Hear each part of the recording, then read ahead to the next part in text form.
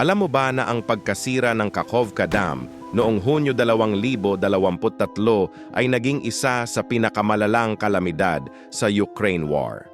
Sa loob lang ng ilang oras, lumubog sa tubig ang malaking bahagi ng southern Ukraine. 16,000 tao ang nawalan ng tahanan. Ang satellite images ay nagpapakita ng kamatayan. Dating mga bayan, ngayon ay dagat na lang ng putik at basura. Pero mas malala pa ang nakita namin. Ang Dnipro River ecosystem ay nasira. Milyon-milyong isda ang namatay. Ang water supply sa Crimea at sa nuclear plant sa Zaporizhzhia ay naputol na nagdulot ng nuclear safety concerns. Sino ang may kasalanan? Sinisisi ng Ukraine ang Russia sa sabotage. Sinasabi naman ng Russia na aksidente lang ito o ginawa ng Ukraine. Ang mga eksperto ay nahati.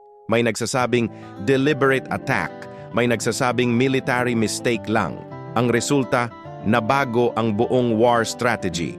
Nahirapan ang Ukraine sa counter-offensive dahil nawala ang mga tulay, pero nawala rin ang natural defense ng Russia.